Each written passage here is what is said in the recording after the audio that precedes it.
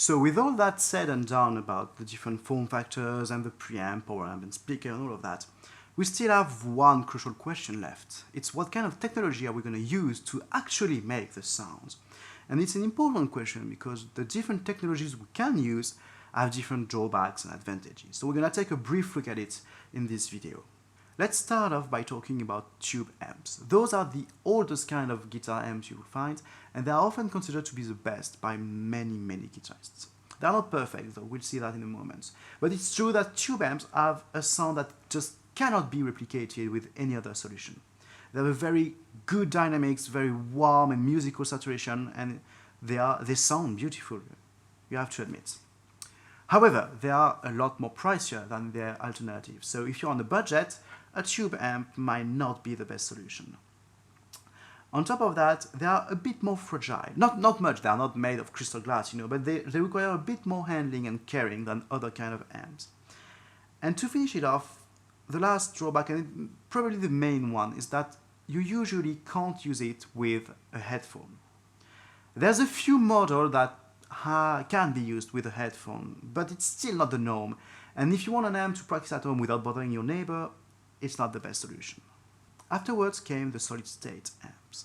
They were meant to replace the tube amps actually, but they never could get that same sound. That doesn't mean they're bad. You can have very good sound with a solid-state amp, just not the same.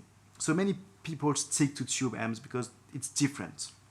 However, they are a lot less expensive. You can find very low budget solid-state amp that you can play with without any trouble whatsoever.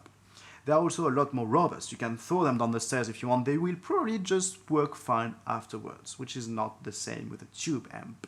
And you can use headphones with them without any problem. So it was for a while a very good solution for practice amp at home. And I said it was for a while because we have a new contender nowadays. And those are modeling amps. So this is a new kind of technology, very young, 10-15 years old maybe. And the gist of it is that you have a tiny computer inside your guitar amp that will simulate sound from other tube or solid-state amps. So one of the main advantages of that is that you can have hundreds, if not thousands of different sounds into one tiny amp. And that's really great when you're starting, when you're a beginner, or when you just want something to work with. You can have any sound you want without having to shell out the thousands of dollars you would need for as many amp. The drawback is that since the technology is still young, it's not perfect, it's not of the best quality, and it can vary a bit. Some of them are really great, some of them are not that great. But it's making progress every day, and I'm sure in the future we'll see a lot more of modeling amps with very good sound. It's still not as good as real tube amps, it's just a simulation, it's a fake one. But in 90% of the case, unless you are starting to record a new album, it will be more than enough to work with your guitar. Lastly, I want to point out there's also hybrids amp.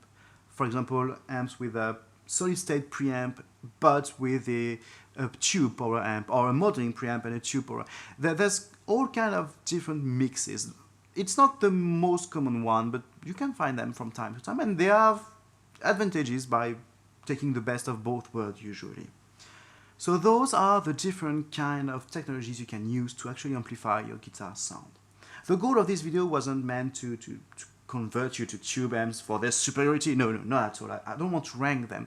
They all have great advantages, and you can make great guitar sound with all of those technologies.